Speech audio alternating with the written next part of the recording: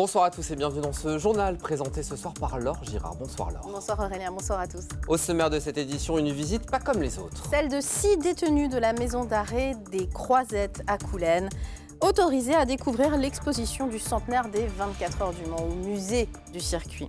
Et puis direction les quartiers sud du Mans où les pompiers de la Sarthe organisaient un exercice pédagogique à destination des enfants et des familles. Et puis un invité dans ce journal. Avec Nicolas Bongrand, chargé de mission pour la scène de musique actuelle Superformat, nous parlerons d'un forum santé à destination des métiers de la musique. C'est mardi prochain à la MJC Prévert. Mais Laure, on ouvre ce journal avec une nouvelle qui attriste toute l'équipe d'LMTV Sarthe. La disparition soudaine de Jean-Yves Poignant chez lui ce jeudi soir à l'âge de 74 ans. Homme public, humoriste, comédien, membre de la troupe Les Chemineux, patoisant, l'un des membres fondateurs de l'association de valorisation du patois ELA, créée pendant le Covid, on s'en souvient en 2020. Jean-Yves était d'abord un enseignant, instituteur à l'école de Maisoncelles pendant 30 ans. Ce qu'il aimait par-dessus tout, c'était transmettre l'amour de la culture paysanne sartoise, comme on peut l'entendre dans cet extrait de chanson, reprise de Pourtant la montagne est belle, adaptée par René Langlais en Pourtant, la campagne est belle. On l'écoute quelques instants. Allez, Denis en cagibi, manque c'est qu'on peut croire qu'une mancelle, un monsieur quittera sa closerie. Oui, et nain, on fait des sillons, l'on loqué aussi des poinçons, quand qui oussin à la batterie. Ça qui est ben de ni les mancherons, de la pique du jeu à l'horizon, ça mérite ben une petite licherie. À cette heure, y a ben sud. Et on le voit au regard d'Aurélien Legendre qu'il avait toujours le mot pour rire, Jean-Yves. Et c'était dans Sarthe et moi de là, au mois d'avril dernier. Et on rendra hommage à Jean-Yves Poignant dans un Au quotidien la suite spéciale dans quelques instants. Politique à présent, Laure, avec la séance plénière du Conseil départemental. Des budgets administratifs et supplémentaires votés sans trop de surprise, avec les mêmes problématiques que pour les autres collectivités, à savoir l'augmentation des dépenses de fonctionnement liées à la conjoncture. À noter, un vœu a été voté en fin de session afin de soutenir les soignants de l'hôpital Psy d'Allonne et des urgences du département. Le Conseil départemental demande à l'État d'agir rapidement pour notre territoire et de le doter de professionnels de santé. Et puis un autre sujet a fait consensus, et c'est assez rare pour être souligné, une expérimentation de cantine à 1 € dans 3 collèges en réseau d'éducation prioritaire REP+, les établissements Costa Gavras, que l'on voit à l'image, Alain Fournier et Joséphine Baker. Ce tarif unique est mis en place en janvier 2024 pour 2 ans d'expérimentation, et ce afin de permettre aux élèves en difficulté sociale d'avoir au moins un repas équilibré par jour. Un travail de fond mené avec les familles concernées, mais un tarif qui ne pourrait en aucun cas être systématisé dans tous les collèges de la Sarthe, comme nous l'explique Anthony Trifot, qui a mené ce projet. Aujourd'hui, la collectivité ne serait pas en capacité de proposer un tarif à 1 € pour tous les collégiens sartois. Ça, c'est la réalité financière de la collectivité, et qui ne serait pas juste équitable aussi vis-à-vis des familles qui peuvent payer plus que 1 €. Donc on va trouver des solutions pour adapter la tarification des familles pour les collégiens, mais c'est ce que le département a déjà fait l'année dernière, où on a souhaité maintenir un tarif pour les boursiers et appliquer une tarification de réduction pour les familles, donc les fratries, quel que soit le niveau de ressources. C'est 600 000 € pratiquement d'aide directe qui a été apportée l'année dernière, compilé aux 300 000 € qu'on va apporter à peu près ici. C'est pratiquement 1 million d'euros d'aide directe aux familles pour la restauration scolaire. Et on va le voir dans ce journal à présent. Les détenus, Laure, célèbrent eux aussi le centenaire des 24 heures. 2 semaines après la course, la maison d'arrêt des Croisettes à Coulennes a organisé ce vendredi matin une visite au musée des 24 heures. 6 détenus ont pu découvrir la grande exposition. Un moment hors les murs très attendu qui sonne aussi comme un gage de réinsertion. Enzo Maubert. Parmi les nombreux visiteurs du jour, impossible de les différencier. Ce petit groupe vient pourtant de la maison d'arrêt des Croisettes. Ces détenus bénéficient d'une permission de sortie au musée des 24 heures. De quoi retrouver, l'espace d'un instant, une sensation de liberté. Le demi-train de transmission. C'est ça, c'est une bouffée d'oxygène entre deux, quoi. Ça coupe un peu la peine en deux, quoi. Ouais, ça fait du bien. Vu que c'est la première fois que je viens ici, c'est vrai que je vais pas dire que je suis tout fou à avoir plein de voitures, mais un peu quand même. Redevenir monsieur tout le monde, un objectif pour ces détenus, souvent en fin de peine. Ils se sont portés volontaires pour cette sortie, initiée à l'occasion du centenaire. Je trouve que c'est plutôt pas mal qu'on ait pu avoir l'autorisation de venir ici. Comme ça, en même temps, on leur montre qu'on peut être des gens civilisés. Certes, ce sont des personnes écrouées, mais ce sont des citoyens comme les autres. Et après, j'ai envie de dire, voilà, là, on est venu avec 6 détenus aujourd'hui, et ils n'ont pas été choisis par hasard. On ne prend pas, tiens, toi, c'est des personnes à qui c'est réfléchi, qui se sont impliquées dans les différents projets autour de ces thématiques-là, et des personnes de confiance, j'ai envie de dire. Un gage de confiance qui marque aussi un premier pas vers la sortie. Ça leur apporte un peu de la connaissance culturelle dans un premier temps, connaissance historique, et aussi remettre le pied à l'étrier sur la vie en dehors des murs, en collectivité, au contact d'autres personnes. Pour la maison d'arrêt, la réinsertion est un enjeu crucial. Elle envisage d'ailleurs de créer d'autres projets et sorties dans les prochains mois. On va vous faire découvrir à présent, Laure, un exercice incendie qui s'est déroulé dans un immeuble résidentiel. Il était organisé ce vendredi à allée Tchaïkovski, au sud du Mans. 15 sapeurs-pompiers étaient déployés dans une simulation en temps réel qui servait autant à leur entraînement qu'à faire de la pédagogie auprès du jeune public et des familles. Anthony Piton et Cyrielle Lechat. Cela a tout d'une vraie intervention, mais il s'agit en fait d'un exercice. Un faux incendie s'est déclenché dans cet immeuble et à l'étage, une fausse victime est sauvée par de vrais sapeurs-pompiers.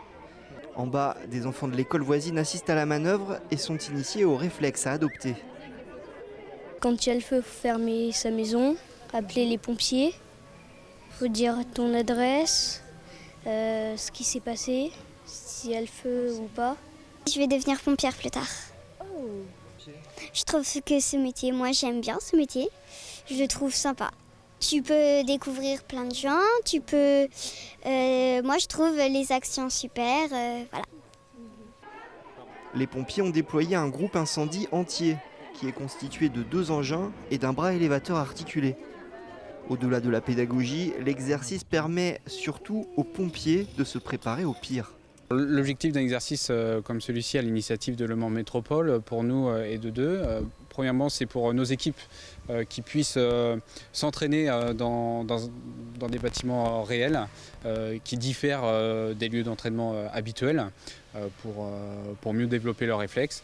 Et pour nous, c'est d'être au contact de la population, des résidents, pour pouvoir donner des conseils de prévention sur le risque incendie en habitation. L'an dernier, les sapeurs-pompiers sont intervenus sur plus de 2500 incendies en Sarthe. Allez, culture à présent avec le repas de jazz qui pourrait renaître de ses cendres. C'est ce qu'a indiqué en tout cas le maire du Mans en conseil municipal ce jeudi soir. Il souhaite relancer l'événement qui a périclité en novembre dernier, on s'en souvient. Stéphane Le Foll indique que la collectivité est en négociation avec le département et la DRAC, la Direction régionale des affaires culturelles, et que la programmation du festival pourrait revenir à super format, scène de musique actuelle, mais le chantier est évidemment en cours pour l'instant. On va continuer à parler culture avec notre invité ce soir, Nicolas Bongrand de l'association Super Format, mais pour parler musique et santé. Oui, c'est important. Merci Nicolas d'être avec nous sur ce plateau. Merci pour l'invite. En fait, je le disais, Super Format, scène de musique actuelle, mais qui co-organise avec l'ARS un forum sur la santé et les métiers de la musique. Ça a lieu mardi 27 à partir de 14h, MJC Prévert au Mans, jusqu'à 21h, 21h30. C'est gratuit. Qu'est-ce qu'on va faire dans ce forum ? Alors l'idée, c'est vraiment de croiser les problématiques liées à la santé dans le milieu de la musique. Donc c'est pas sur les métiers de la musique, mais effectivement ça touche les musiciens, les personnes qui sont dans le domaine du soin et qui sont au contact des musiciens, des artistes, ou qui voudraient avoir plus d'informations sur la réalité de ces métiers, qu'on soit amateur ou professionnel. Quand on est musicien, on subit pas mal de troubles déjà auditifs, donc il y a tout un aspect sur les troubles auditifs. Il peut y avoir des questions de santé mentale aussi, parce qu'on peut tourner pendant 2-3 semaines, être sur la route, et puis ensuite rentrer chez soi, puis avoir le rapport à la scène. Il y a la fatigue qui s'accumule, comment on mange quand on est en tournée. Enfin voilà, il y a tout plein de sujets qui sont de moins en moins tabous sur le monde de la musique. Et la question aussi, c'est comment on encadre ces artistes.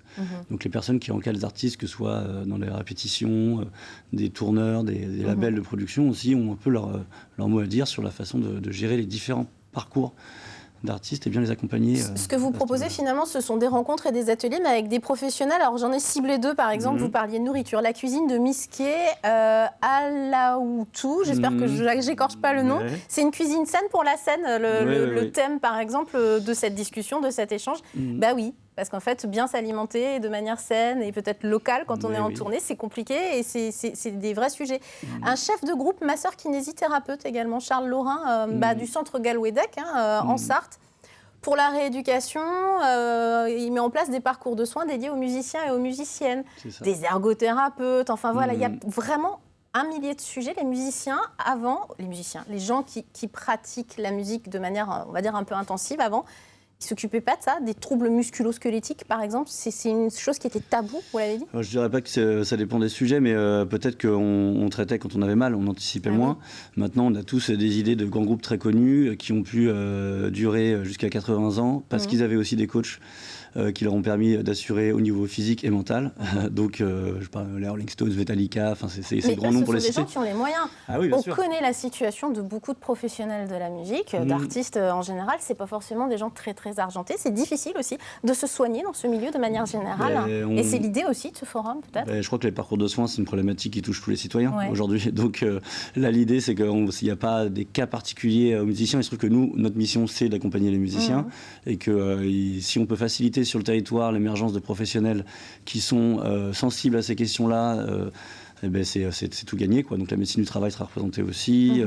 Il y a une musicienne qui travaille à la CPM aussi qui vient participer aux ateliers. Donc ce qui est intéressant, c'est que la dynamique du forum, ne serait-ce que d'en parler et de faire connaître le sujet, l'objectif, c'est pas de réunir 100 personnes, 150 personnes, c'est plutôt d'avoir des personnes qui sont concernées par le sujet, qui veulent prendre de la ressource, échanger des contacts et que ça puisse nourrir sur le territoire des collaborations et qu'ensuite, s'il y a des problèmes identifiés chez les musiciens et autres, on sache vers qui les orienter, quoi. Et si moi, qui ne suis pas forcément musicienne, mais qui écoute beaucoup de musique et qui est surtout dans l'audiovisuel une oreillette en permanence greffée à mon oreille, donc risque d'acouphène, est-ce que ça peut m'intéresser? Ça peut vous intéresser. Il y a une association qui s'appelle France Acouphène qui sera là justement, les bénévoles sont eux-mêmes acouphéniques, donc ils vont pouvoir poser déjà le cadre de ces symptômes, qu'est-ce qu'ils veulent dire, comment ils émergent, l'hyperacousie aussi, comment ils peuvent être traités ou pas traités, plutôt gérés dans le quotidien.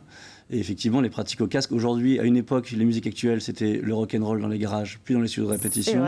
Aujourd'hui, je produis de la musique ou électronique ou rap dans mon studio, donc je suis seul avec mon casque, par exemple, et des enceintes à 50 cm des oreilles.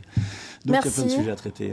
Merci en tout cas pour cette mise en lumière. C'est important d'en parler et puis de prendre en charge, de toute façon, son parcours, son propre parcours de soins. C'était Nicolas Bongrand pour Superformat avec les infos superformat.fr. Le site est bien fait, vous avez toutes les infos là-dessus, vous pouvez vous inscrire, c'est gratuit.